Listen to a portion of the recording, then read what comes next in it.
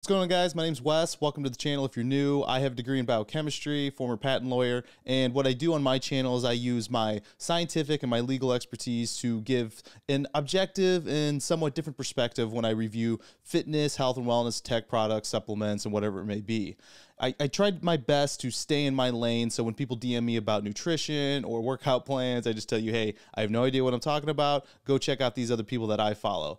And the way I kind of accumulate a lot of my data and knowledge nowadays is from reading different clinical studies, different journals, news articles, and also podcasts, which are my absolute favorite. This video is going to be a reaction to some of the things I've screenshotted over the years, or even this past year, of what I thought was notable moments of Joe Rogan guests, and I have no shortage of them, so this is only going to be a few of them. In this one, I have Matt Frazier, Clarissa Shields, Andrew Huberman, Alex Honnold, and Courtney Dahlwalter, and a little funny clip from Theo Vaughn and Joe Rogan at the end. So, despite what your feelings may be personally about Joe Rogan, what I love about his podcast is the wide array of extraordinary people that he has on the show that are experts or just excelling in different realms of physical fitness or academics, of people that I've just generally never heard of. So enough of me talking. Let's get into it. This first clip is going to be Matt Frazier, what I consider to be the best CrossFit athlete of all time, 5-time, back-to-back. And what I love about him is humility and understanding. When he doesn't know something, he goes and seeks out the expertise of others. So let's get into the clip. Bowl of fruit, big jug of water. I mean, nothing crazy. It was just like the quantities I was having to put down. And are you supplementing as well? Yeah, like just the typical like protein, creatine, pre-workout. Vitamins? A shitload of beta-alanine. Yeah. Yeah, beta-alanine works. Nothing crazy. Oh, I love that stuff. That stuff works. Yeah, I can't believe more people don't take it. Like, I found where I could buy it just on its own, like not mixed in a pre-workout. Yeah. And it just kept it in my gym bag, just like a scoop before every training session. What do you think beta-alanine does for you? It makes me feel like I have a third lung. And then, so that's how I always felt it was. Like, I felt like I had a third lung when I took it. And you would just take it with water? I mean, I would just like dry scoop and then swig it down with a cup of water. It tastes weird. Yeah, I didn't really have much. The one I had didn't have much of a taste. Okay, so beta-alanine is something, it's the supplement that if you ever taken it, it comes in a lot of pre-workouts. It's in the pre-workout that I prefer. So between that and caffeine, it's been shown to improve athletic endurance. And what it does is act as a pH buffer in your muscles. And that means you can pretty much go longer. So maybe not so much that he feels like he has a third lung, but that he's just able to go longer because his muscles aren't reaching that lactic acid buildup from lack of oxygen. It was more just like your mouth gets tingly right away because it had the direct contact the tingle. And you would do that how often before workout, or how far before you're working out? I mean, like 10 minutes. Oh, like, because I would do like a very gradual warm-up activation, all that stuff going in. So by the end of the warm-up, like you're rubbing your face, just like, oh shit, it's kicking in. Here we go. But then someone told me that it actually blocks, was it lactic acid production? Yeah, that's the pH buffer I was just talking about. Oh, okay. That makes sense for why I feel so good when I take this. Mm. Because like so much of CrossFit is just like, all right, who can spike their heart rate and keep it there the longest, and then who can like hold off the lactic acid the longest. And when you would take beta-alanine, what dose, like what's the... I wish I could tell you. I didn't even do that much research on it. people that are like so meticulous about their supplements and their training probably screaming right now. Ah! Oh, I mean, even at the games every year, it's like everyone has their prepackaged food. Like they're weighing out their chicken, their white rice, their broccoli, and I'm just scarfing down Snickers bars. Like as soon as I come off the floor. Now, one thing I got to mention about Matt Frazier is someone who actually does his programming, the hard work pays off training. So if you're in cross-functional fitness or you're into CrossFit, I highly recommend checking it out. Out of all of the different training programs I've used, his programming makes the most sense because like he's talking about spiking your heart rate and keep it there longest, because what he does, and something I don't see other CrossFit athletes do, is zone training. If you've ever trained for a marathon, what you do is you do zone 1, 2, 3, and you keep your heart rate in these zones. That way, when you actually get longer, you're training your heart to stay within this lower heart rate for a longer period of time, because once you spike that heart rate, you are donezo. So like I think elite marathon runners get their heart rate like 130s for the period of time that they're running, and then they can just go forever. And that same methodology has been applied to Matt Fraser's programming, where there is zone training, whether you're on a bike or you're doing EMOMs, every minute on a minute kind of workouts, and keeping your heart rate low rather than just going balls to the wall every single time and killing you. So yes, nutrition is important, and what he's talking about is like these elite athletes have everything dialed in, but what seems to be the thing is that, yeah, your nutrition is dialed in, but your training wasn't. And I think that's exactly why Matt Fraser and people that are training with Matt Fraser now that he's retired are absolutely killing it, like Justin Medeiros, who went for his first win or back-to-back wins. And it's like, well, I worked with experts in like each of these divisions of like, you know, this guy who trains triathletes. Like he's a scientist that shows these guys how to be optimal. And he's the one telling me, he's like, yo, if you're doing a 60-minute workout, like Coca-Cola and a Snickers bar as soon as you're done.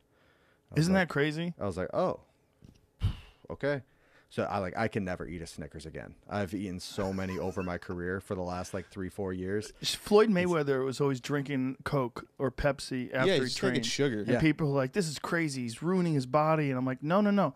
He knows what he's doing. Yeah. He's dumping sugar into his muscles. So it was this guy, I went out, I think it's the University of Colorado, and he has like the sports lab like at the university, and the typical like put you on a treadmill with a gas mask and heart rate wires, all this stuff. And he just keeps ticking up the treadmill, going faster and faster until you drop. And it's like every 3 minutes, he's like pricking your finger and drawing blood. And like, he's telling you where all these different levels are. And I'm like, I don't care. Like, you just tell me what I should do to get better. I don't want to know where I'm weak. Just tell me how to get better. And he was telling me, he's like, don't drink the bottled Gatorade. Drink, like, you buy the scoop of the powder and mix a gallon worth into like 8 ounces of water. Whoa. And I was like, oh, that much, huh? And so it's like you do these like 90-minute zone 2 training sessions where you're just on a spin bike or running for 90 minutes. And he's like, as soon as you're done, slug that down. And it's just like sludge. Yeah. And it's like, oh, this sucks. But it gets into the muscles. Yeah. I mean, I don't know the science behind it. I it's just weird. listen to people that are smarter than me that know what they're doing. And I'm like, oh. Okay. So that last statement is my favorite statement of, I mean, his podcast episode with Joe Rogan is just full of information, and it's really nothing like out of the ordinary. Like, his supplementation is very minimal, which I think it always should be. There's a lot of bullshit out there in snake oil, which is why I started a supplement series on my channel to talk about what clinical studies have actually shown of why you should take what. Because you see stuff, you see these compositions of different things that maybe show some certain improvements, and the supplement industry, if you've never seen what Bigger, Stronger, Faster, that documentary about the behind the scenes and how the sausage is made, it's unreal. The cosmetics industry and the supplement industry have the largest margins out of any industry besides illegal drugs on the street, because they're getting like the cheapest ingredients, they're mixing them, and they're not really necessary at all for you. Big thing, branched chain amino acids, which are complete bullshit in terms of what they do for your body, because they don't work. Any studies show they don't work without the essential aminos, and you can get all that from just eating meats, or it's in your whey protein that you're already getting. So beta alanine has been shown for tremendous improvements, and also getting into that statement that he listens to experts and people that are smarter than him. And it's very evident in the programming that I was talking about, that later on he talks about, like, you know, he wants to deadlift more, he's going to go to a deadlift powerlifting champion. If he wants to run farther, or he wants to build his endurance, he's going to go to a triathlete coach or a former triathlete champion, endurance runs, all of that. So he's aggregating all of this knowledge from these experts, using his humility to understand, hey, I need help in these aspects of my physical fitness, and then he's put it into his programming, which I've absolutely loved. And that's something that should be taken away from in any aspect of life, that if you don't know something, or if there's someone out there that knows more than you, that is someone that I'm going to seek out. So that's why I caution within my channel, and I'm using like this as showing what experts have said in other realms rather than me just saying information and not having any sort of backing or credibility behind what I'm saying. So, amazing interview with Matt Frazier. I hope he gets back on more. I like that he's now retired and he's kind of sharing his secrets and spreading his knowledge, because it is completely different than what I think CrossFit has known to be as far as training in the past and how you should attack going into a competition. I'm not someone who, I'm 32 years old. Like, I'm at retirement age. I'm older than he is, and he's retired. But I still like to get after it at the gym, and doing it smarter, not harder, is what I'm always going to seek. So I appreciate all the knowledge and the work that Matt Frazier has, and you can see it and it's evidenced within his podcast episode. So let's get into the next one. Okay, this next guy is Dr. Andrew Huberman. He's got the Huberman Lab podcast. He's completely changed the game in terms of free knowledge, in my opinion. His podcast is incredible. He is the head of neuroscience and ophthalmology at Stanford University. His podcast is I wish I had it when I was studying biochemistry in undergrad. I might have gone a different route. I might have actually pursued science a little harder. He's so passionate. And I just absolutely love everything that comes. It's just, you almost have to like sit down and write out everything like you're sitting in a class. And this is just his appearances on Joe Rogan, which makes it more casual setting with the interjections of Joe giving more of like a comedic relief or asking questions that the average, for lack of a better term, Joe would ask, because on the Huberman Lab podcast, it's just him talking into a camera. So in this one, we are discussing thermogenesis in sleep and in physical fitness. Crash. That's probably because you're training early in the day. Mm-hmm. First So- thing, always. So your one of the reasons you wake up is this increase in body temperature, and that's going to increase throughout the day. And once your temperature starts dropping in the late afternoon, evening, you're headed for sleep. I wanted to ask you about this. There's quite a few of these companies now that are I had one for a while. I forget the one that I had. It was one of our sponsors, Jamie. There was a cooling pad that puts over the bed. But Jamie uses one called, what is it, 8 something? 8 Sleep. 8 Sleep? Oh yeah, Lex is big into 8 Do sleep. you... I'm big into 8 Sleep. I am an affiliate of 8 Sleep, and it was not because of this. It was beforehand where they, like, because I review stuff on my channel and I'm obsessed with sleep. Joe Rogan had a earlier podcast guest named Matthew Walker, and then I read the book Why We Sleep, and it talks about this thermogenesis of how your body temperature should be. I am a very hot sleeper, which completely screwed up my sleep. Another thing, and then the 8 Sleep keeps you cool at night. Another thing that's discussed in this is about working out and the time of the day. Like when I was much younger, or even just trying to find time to go to the gym, I would work out super late at night, and it would increase my body temperature, and then I would have trouble falling asleep. And I always wondered, well, I did all the things. Like I quit taking pre-workout before a workout because I was like, oh, it must have been later in the day. But it's all about not allowing your body to cool. So when you would go work out, your body temperature would raise up, and then it has trouble getting cooled down to start that melatonin production in your body, and that's why I had trouble falling asleep. So early afternoon, mornings, if I can fit it in, is when I work out because of the thermogenic effects of working out. Do you use any of those? Like, I don't, but so there's a really interesting thing around temperature. We hear so much about light, hormones, nutrition. Yeah. To me, temperature is the untapped power tool. It's just amazing what you can do with temperature. So when you wake up in the morning, your temperature is increasing. If you exercise early in the day, your temperature will undergo a further increase. And then what you effectively do by exercising early in the day, especially viewing light and exercising early in the day, is you time the onset of that melatonin pulse to come on 16 hours later, which is going to put you to sleep. Okay, so, but in order to get into sleep and stay asleep, your temperature's got to drop. And that starts for most people around 4 or 5 o'clock in the afternoon, although it depends on when you're waking up.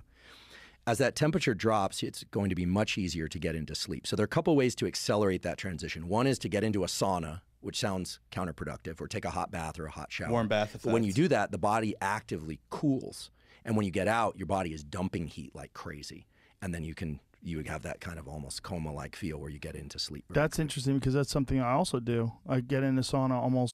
So apparently it's called the warm bath effect. You can do it with a sauna or a lot of people don't have saunas. You can go in and do a hot bath, and it's like the resiliency of our body temperature, especially at night. So if you're taking a hot shower before bed, your body's going to try to bounce back into some sort of equilibrium, and then it kind of just keeps going and going. And as the temperature drops, it triggers that melatonin. So ice baths in the morning for the same effect. So your body temperature heats up, and then it goes up and up, and then warm baths at night, warm bath effect.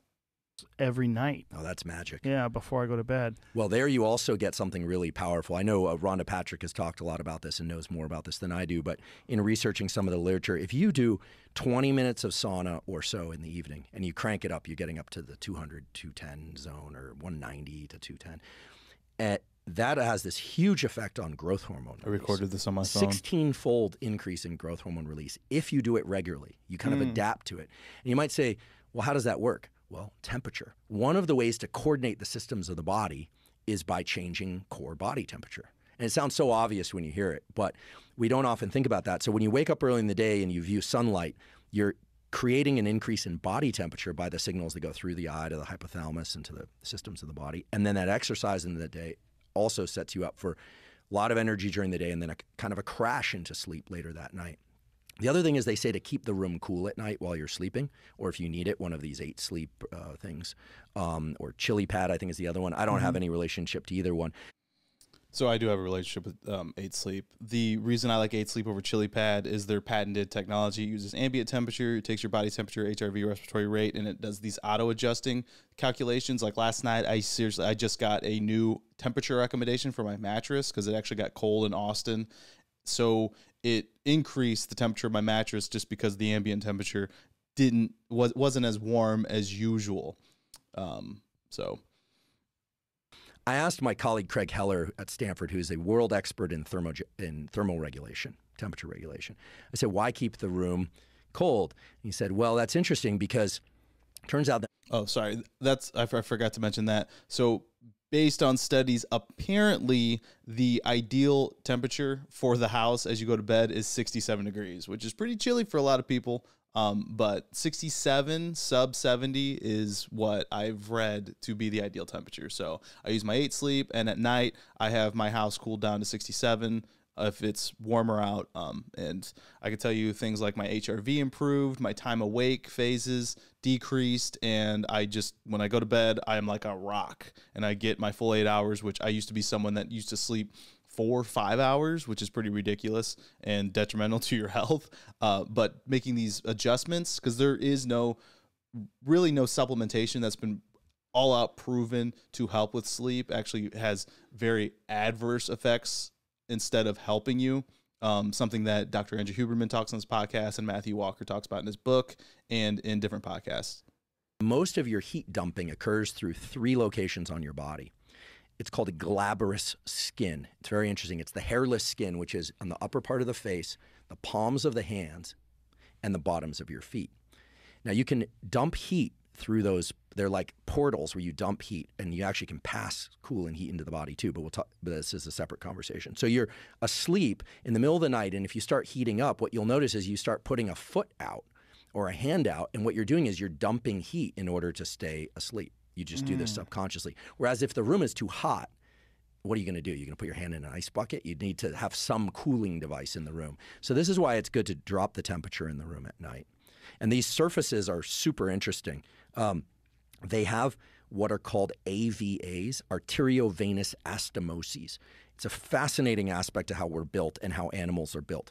Normally, blood goes from the heart through arteries, then goes through the little capillaries, which are like the little fine ones, and then to veins, and then back to the heart. There's some exceptions that's basically how it works. In the palms of our hands, in the bottoms of our feet, and in our upper face, it goes direct from arteries to veins, these AVAs.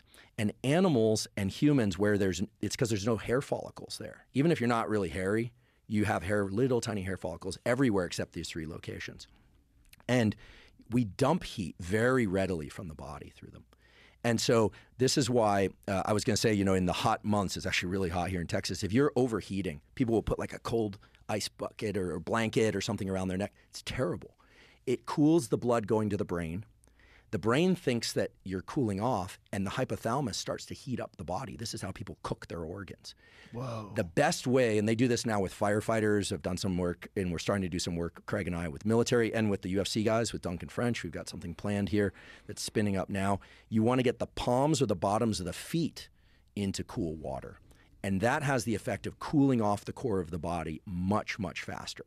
And this has profound effects on athletic performance and job performance. We always think about the athlete stuff, but there are a lot of guys working construction sites. They're out in the desert. Okay. So I thought that was incredibly fascinating and adverse to like the old school way of thinking. If you go into like old bodybuilding gyms, people are in sweatpants, they're in hoodies, and they just want to sweat. When in reality, like, well, if you go to a CrossFit gym, a lot of people just take their shirts off. I am notorious for just not wanting to wear a shirt because I'm just hot all the time. And actually, that's the better way to do it, is to keep your body temperature cold. Because I don't know if it's later on in this podcast or in other podcasts when he really goes in depth into thermogenesis, is when he's talking about how your muscles will fail from overheating long before you actually will fail from like physical, like your actual physical potential, if that makes sense. So like you still have more in the tank, but your body's just getting too hot. And there's a study that was done on people doing dips, and I think it is this episode that he talks about. And just simply by cooling the body temperature, the subjects were able to do more tricep dips than they otherwise were when they were hot.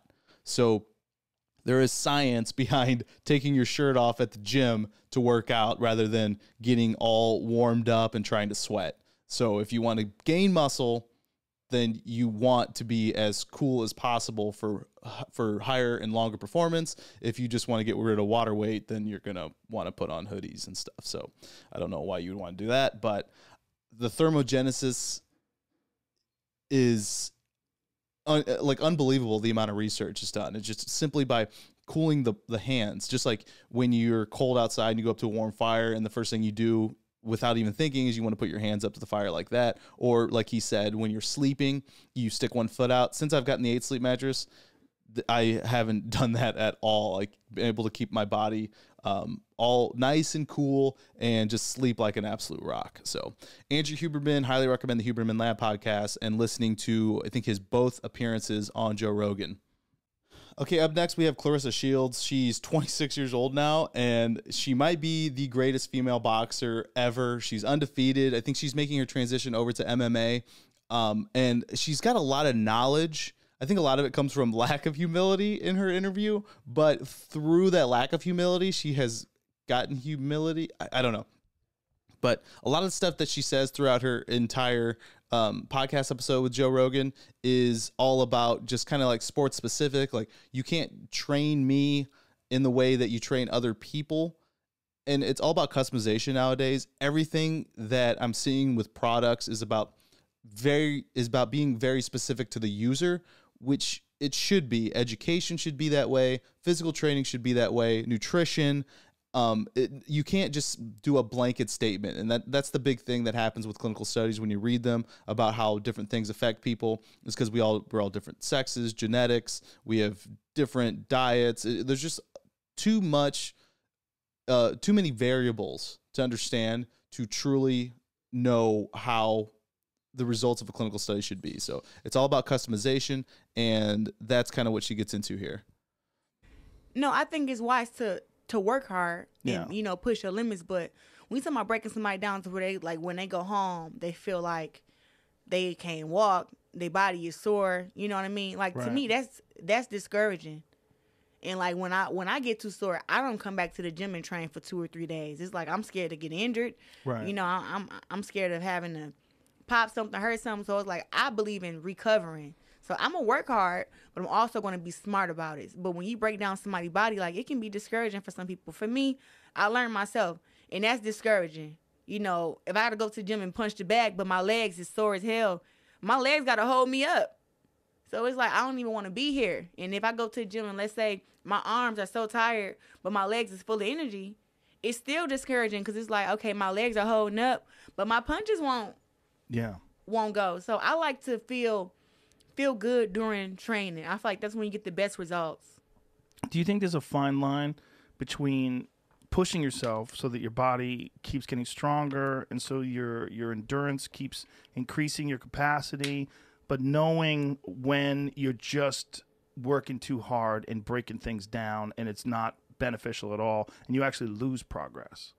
And that's possible. Yeah. It's a thing that's called overtraining. And I think that sometimes us as athletes, we push ourselves so hard, and it's not even just her as an elite athlete. Like, it's the average Joe. It's the beginning of the year when I'm doing this, and a lot of people are going to go to the gym and they're trying to go balls to the wall, and you're going to just destroy yourself, and it's going to be detrimental to your mental and physical fitness, and you're just not going to want to go back. So there is a return on your investment in terms of the time you put into the gym versus the time you put into recovery. So you got to go slow and steady, even for these elite athletes that are just surrounded by top nutritionists, top trainers, that you need to reel it in. You need to work smarter, not harder. So I'm one of those people, like, I didn't get a massage ever in my life till I was 17, and I was boxing since I was 11 years old.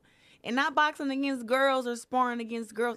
I sparred against guys, grown men. Like, I was 15 in the ring sparring against guys who's 28, 29, who done knocked out other grown men. I'm in the gym knocking them out. So it's like, now I went all those years without ever getting a massage, without really stretching, just hard work, dedication, and like my boxing coach, Jason Crutchfield at the time, I mean, he was brutal. He treated me like I was a guy. So if the boys sparred twice a day, I sparred with them twice a day. If we ran 4 miles, I ran 4. It wasn't no 3 miles. You can be on your period, whatever. You do what they do. You don't get no slack. And also, he was the one that was like, you better come in first place. When we're running, you better come in first place. You better whip everybody ass in sparring. You better be here at the gym on time. I mean, now, that's something I never understood. It was something that was in high school and college baseball, the punishment of running, or not even so much punishment, but that we're just going to, like, especially baseball. Come on. Like, we're just going to run. I always thought in my head, I go, I can't hit better. I can't field a ground ball better. This is doing nothing for me talent-wise. So I just, that's something I just never understood, why coaches, like the phrase, you're going to run till I'm tired. I don't know if anybody who's played any sort of athletics have heard that before from their coach, but as soon as I hear that, I'm just like, you're not the coach for me. So he was just that hard on me. So now when I'm at the gym sometime, I'm like, yo, I'm not ever going to train that hard again. It's like, I'm going to train, but I have that cutoff switch where it's like, look, I know that this is too much. Mm-hmm. Like, I tell my coaches now, like, see, my coach have to really set up sparring for me, because I'm like, I won't spar. He's like, I don't care for sparring. It's like, I get in there with guys, right? And they look at me, and they're like, oh, she's a girl, blah, blah, blah. And they don't respect that I have power, and I got speed, and I got skill. So I get in there with a guy who think he gonna be all like this, and I punch him, and now he like, oh. So now he really want to fight. So now this sparring match has turned into a fight, and I'm dropping dudes with body shots. I mean, I'm dropping them with big right hands. They're throwing shots at me. I got to be. I'm not ever going to get in the ring with her. She just goes on to talk about like her sparring and her training. But she's very attuned to her body. She knows what she needs. It's well proven in her record where she's undefeated. And it's about listening to your body, and it's very like specific, sport specific, and specific to the person in terms of your training. Now, I'll tell you one thing that I learned when I did jiu-jitsu was, yes, there are weight classes. Yes, men by and large, on average, generally are stronger than women. However, there are savages and there are killers out there. So be careful who you mess with, whether it is a man or a tiny woman, because I have been choked out in jiu-jitsu by people half my size, like literally half my weight, and no way in hell am I ever going to get in a ring with someone like Claressa Shields. So I just thought it was very good how much she fights back against her coaches as far as standing what she thought was right in terms of her training, knowing her body, and then eventually getting to a point where it was very specific to her, regardless of the fact that like these are elite coaches, but she is an elite athlete. And I think everyone's just working towards getting smarter about how they're training versus this blanket program that we're going to do to everybody.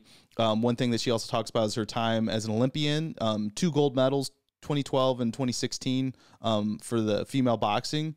And she was fined for not wanting to run, but not because she's lazy, because she literally felt like her body had something off. And come to find out, she goes visit the doctor, at least from her story, and she was close to tearing a calf muscle. So it was this blanket thing for the Olympics that the Olympic Committee that had fined her because she wasn't willing to run.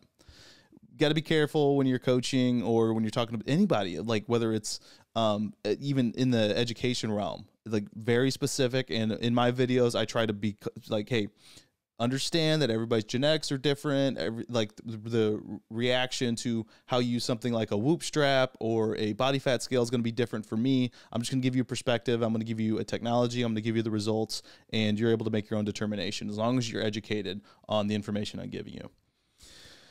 Up next, we're going to jump over here to someone who I've become a huge fan of over the years, from just pure empathy of learning how to belay or boulder in the rock climbing space. And then when Free Solo came out, if you haven't seen that documentary, it's unbelievable. Like, I just, like, he is elite of the elite in terms of rock climbing. There are other notable names in that space. Tommy Caldwell, I believe, is one. But I think a lot of people, and Alex Honnold, I think he's become a household name. And listening to him, he's a unique individual, doe-eyed, crazy large hands. But I love his constant need to go to the next level. I just hope it doesn't ever end up in a bad way, knock on wood. So let's listen to this.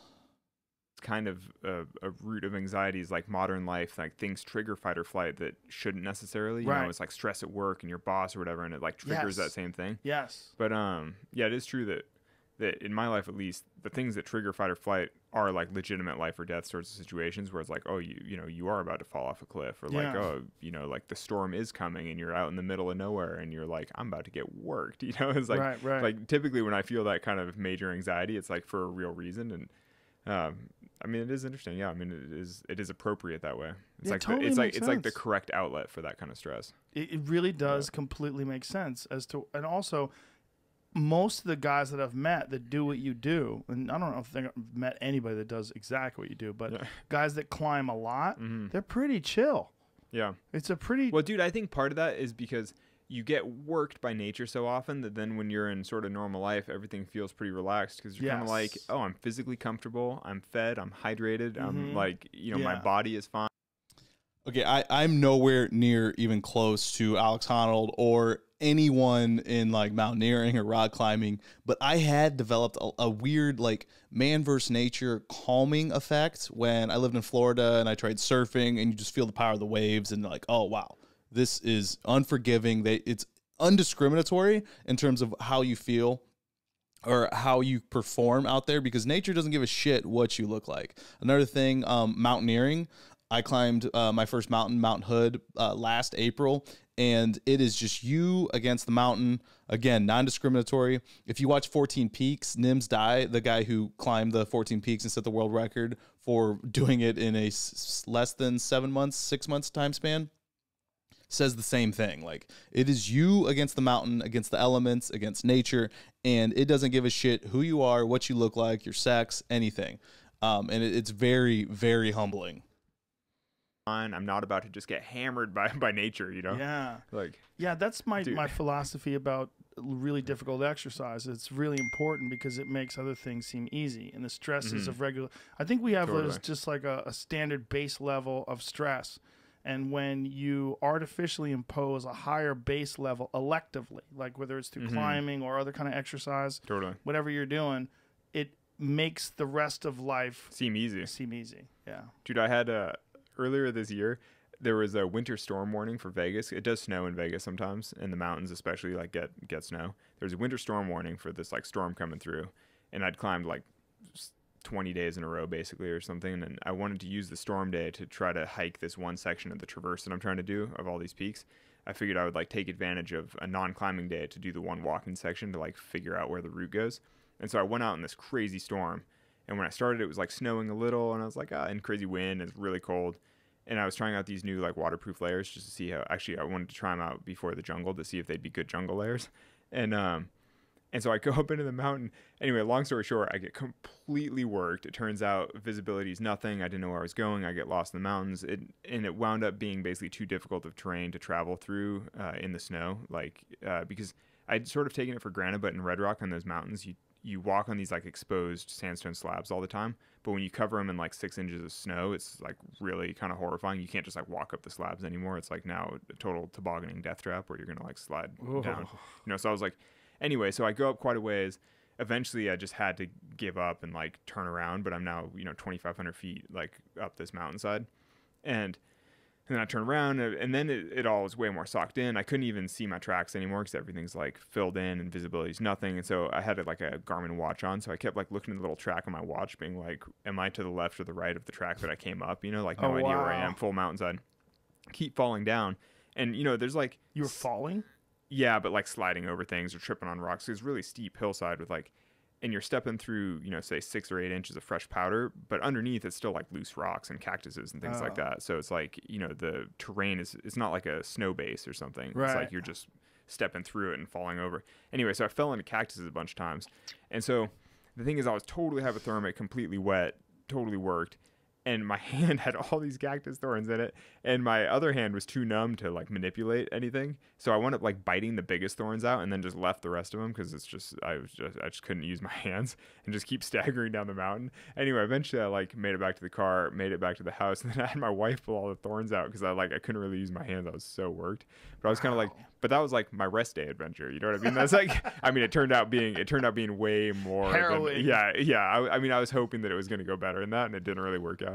But that is kind of the point, that when you take on that elective love, I was like, I had a goal that I wanted to piece together this section of a hike. It didn't work out that way. I wound up, building a bunch of character instead. But, you're just like, that's just a normal day out. It's like when you're adventuring in the mountains, sometimes those winter storm advisories actually happen, It's just easy living in the desert. You're like, it'll be fine. And then you're like, no, it was not fine. It was totally fine. That's pretty crazy. And that does speak to what we're saying. Like, if you're doing that kind of shit.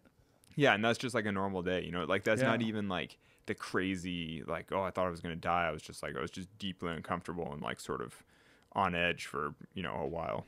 Catch new episodes of the Joe Rogan Experience. Oh, God. So he's absolutely insane. But it just amazes me that someone to his level continues to push himself. You can tell it's obviously it's not for the money. I mean, he has these amazing endorsement deals from companies like North Face. But one hint I got that I've never seen in any interview, because you listen to him and he's very humble, and he talks about just doing rock climbing, kind of doing it for, it doesn't seem like so much the prestige, but just for the human accomplishment of things, like climbing El Capitan in Free Solo. Then I watched the recently released documentary on Netflix called The Alpinist, about Marc-Andre Leclerc, a very young Canadian guy who also very similar in terms of what he does in the realm of rock climbing, doing free soloing. And Alex Honnold had climbed this face and had I think it was like an hour and a half or something. And then Marc-Andre Leclerc was like, oh, I just kind of want to do that. And he did it in like 50 minutes. And Alex Honnold couldn't let it stand, so he went back and just like halved that time. So there was this competitive edge that I don't think really comes out too much because the subject matter is usually just on Alex. But it was the first time I've seen something where it's him against someone else. Rogan continually talks about something, and Alex Honnold talks about it in there, about doing very difficult things and it humbling you. That's what I love about things like, well, rugby kicked my ass, wasn't too good at it, and jiu-jitsu, constantly getting choked out all the time. In CrossFit, just working yourself out to exhaustion. It's like it does really calm you down, and I think it's like an adult recess for me, where the reason why kids have to go run around outside is to run off all this energy. But that's what it does for me too when I do these very difficult things, and it gives me an objective. It gives me a purpose to constantly work on something. The thing like I do with my content as well is I'm building something. It's very difficult to do. I'm constantly learning, and it's something that I absolutely love. So I get as much in my life that I can fail at as possible over and over again to keep me grounded and to keep me working. That's just who I am, and I see it in these people like Alex Honnold, like Rogan, all these elite level athletes. I'm not calling myself elite. I'm just saying that it works for the average Joe like myself. So love Alex Honnold. If you haven't seen Free Solo, if you haven't seen The Alpinist, if you haven't seen any of these rock climbing documentaries or mountaineering documentaries like 14 Peaks, I highly recommend them. They're beautifully shot. Jimmy Chin, another notable rock climber and just all around badass adventurist. I wish he'd be on Rogan at some point. I'd love to hear more in depth of his story. Beautiful cinematography, beautiful storytelling. Just highly recommend it. All right. Second to last one, we have what might be the most unassuming badass I've ever seen, Courtney Dahlwalter. If you don't know who she is, she's an ultramarathoner, and she's the GOAT. Like, male or female, she's the GOAT. She beat someone at the Moab 240, which I believe is a 250-mile ultra-endurance race through the mountains of Moab by, I think it was like 8 to 9 hours. So she's smoking people. And her mentality is just super casual, unlike I've seen in any sort of athlete, elite or otherwise. So, talk about her. How much sleep are you getting? 238 This one's miles. pretty old. This is So a few years old. Just under 58 hours. That is so crazy. And you beat the second place person by more than 20 miles, right? What was the distance? Yeah, I'm not sure the distance. I think it was around 20 or so. It was about 10 hours. So when you're recovering from something like this, how long does it take before you feel normal again? After this one, I felt like a human. So I finished Sunday night, and I felt human by Wednesday. Probably. For me, those first couple of nights after, I don't sleep very well. I think like everything's just on overdrive. My legs are throbbing and uncomfortable, and it's hard to like turn Why? the brain off. You think why? As much as you want to. So I was finally like getting good normal sleep by Wednesday, and it kind of messed with my appetite for a couple days as well, where food just like it didn't sound that great, even though I was like totally depleted of nutrition. Yeah. Yeah, it's got to be such a shock for your body. Oh, for sure.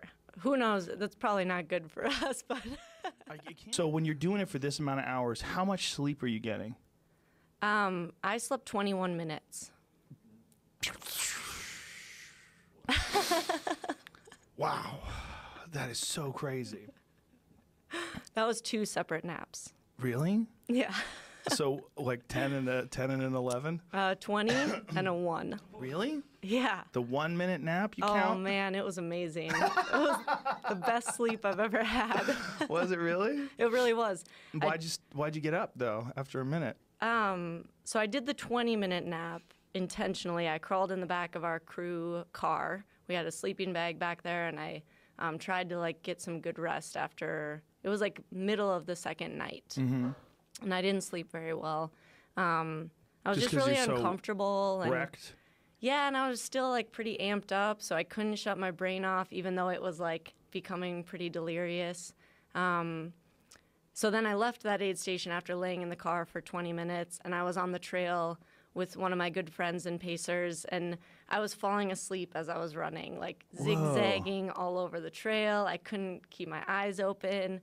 So at one point I was bent over and I was like face planting towards the ground, and he's like, just lay down, like take a nap right here, right on the trail. So I'm like laying down, already snoring as I'm like, 1 minute, just 1 minute. Wakes me up 1 minute later, and I was like more alert than I've ever been. And then we were super pumped up the rest of the time because we were like, a 1 minute nap, it worked. Did you hallucinate at all? I had some hallucinations, yeah. What would you see? You know, in the forest at night, everything just like becomes something. So there were tons of like faces and animals. There was a guy playing a cello. There was a leopard hanging out in a hammock. It was like, And how vivid are these? I mean, pretty, like, where I think they're real, and I'm like waving at them. You're waving at the leopard in the hammock? Well, I didn't wave to him. I waved to the cello player. Really? Yeah. But did you know he wasn't real as you were running by? Yeah. I mean, now that I've done these quite a few times in the night, I usually see some things. And so now it's just like kind of cool to acknowledge that it's happening and try and remember so I can tell my friends afterwards. Did you have to pee? Yeah. Well, that's crazy because I would think that you're sweating so much that it would just go right through your skin. Yeah, I'm not sure the science of it. For a while, I was peeing like way too much, like multiple times per mile. And I think it has something to do with the amount of salt that you're taking in. That was another question I had. Are you taking salt tablets? I wasn't until I was having this problem, and then it was like, we got to try and stop this because that's not good either to go as often as that. Yeah. Can you talk about the Run Rabbit Run race you had that you won? Or We how can it talk ended? about that. Do you know about how did that? it end? No. I'll let her describe it because it sounds pretty crazy. What happened? So the 100-mile race that I was doing a month before. 100-mile race. Not even. There's not much to take away from this episode with Courtney, except like she goes into her nutrition, and there's no special nutrition. She eats like shit by an objective standard.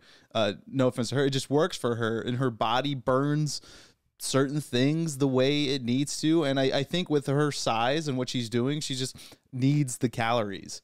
The other takeaway I have from this entire episode and listening to her on anything is that there are badasses in the world, and there are people that are just so elite that I'm never going to fully understand, and we're not going to fully understand as a general population what is going through her head when she's blacking out running a 250-mile race and seeing and hallucinating, not feeling like her body is at all comfortable for days, and then continually getting after it. So I mean, and you look at her too, she seems so sweet.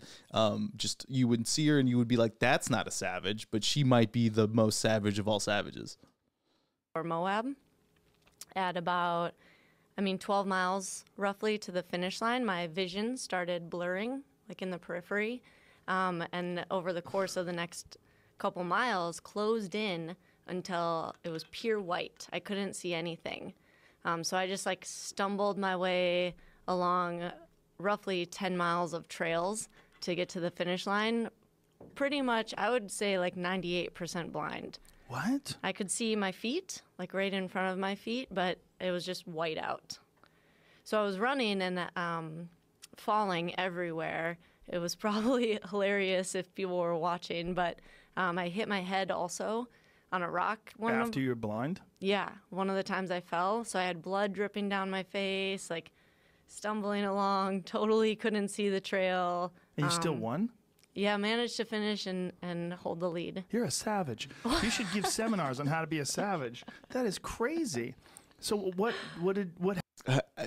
Yeah, I think Rogan said it best. If you got to follow Courtney Dahlwalter, and her Instagram isn't actually that all inspiring. Like my Instagram, my social media, I don't follow these people that are trying to be outright inspirational in terms of posting every day and be like, you can do it, blah, blah, blah. It's these people that are living their lives and indirectly inspiring people because of the level of performance and just pure savagery that they have. Because if I can get like 1% of whatever Courtney Dahlwalter has, I still think that puts you above the average population. So I just wanted to share her, and she's just she's awesome. She's so cool. This last one, just to wrap it up, is my favorite clip of recently. It's Theo Vaughn and Joe Rogan, and they're using smelling salts for the first time.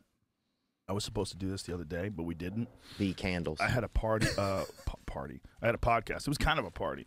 I love Shane Gillis, Mark Norman, I and listened Ari to Shaffir. it this morning at the And, gym. Careful. Once you open that bag, it gets gnarly.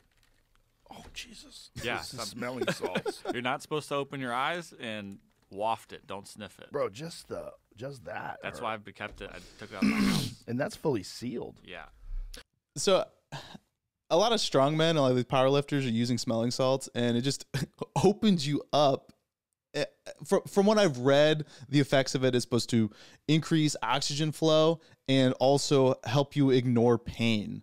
So these people that can't really aren't supposed to lift, I guess, psychologically a certain amount, they use the smelling salts and then they're able to lift even more weight. I've used them before. If you haven't, it's hard to equate exactly the effect.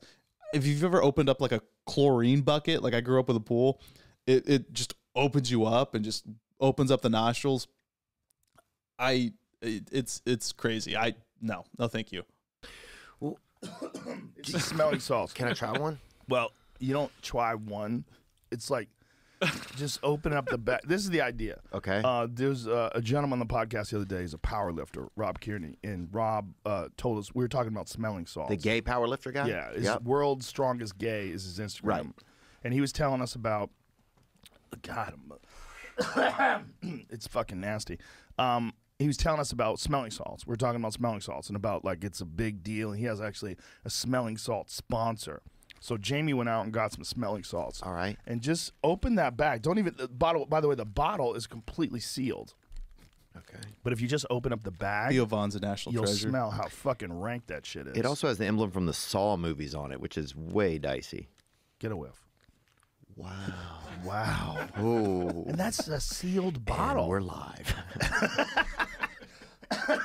It's fully plastic sealed.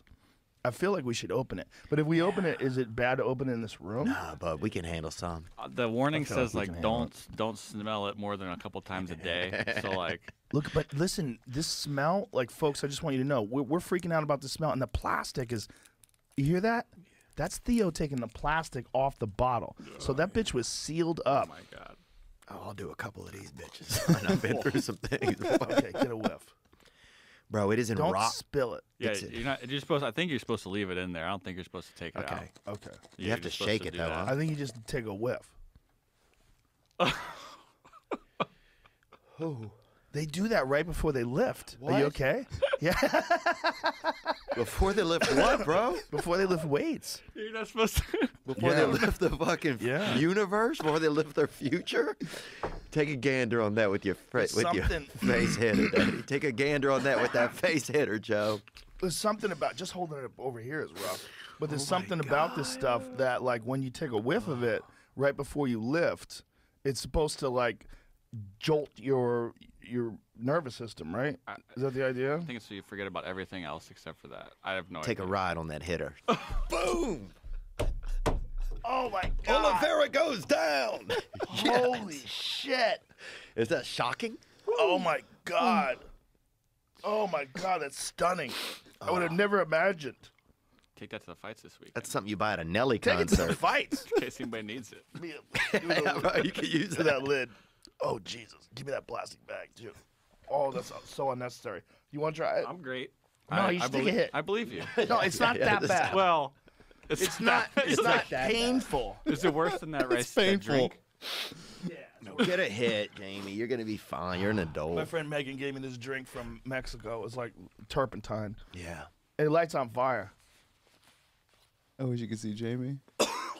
Whoa, right? Like, whoa, Nelly. I'm tearing up. I got. One of my eyes teared. What is that? Is that ammonia, right? I don't know what the fuck it is. And it's in So rock. Rob takes a sniff of that shit before he power lifts. I feel like I've smelled that when a kid pukes in elementary school. That's what they use to like Oh my god. clean it up or sprinkle I think on it or that's some different. shit. And that's I in think- rock form. I think that's much before you go on stage, maybe. I don't know if there's any. I don't know. It almost gets you too separate from your thoughts. Right, it's so wild. Yeah. It's so jolting. Okay. All right, so that was a fun reaction. I mean, it is related to fitness in the sense that powerlifters use it and strongmen use it mostly. I don't recommend it if you don't need it. It does help, but I sure as hell don't.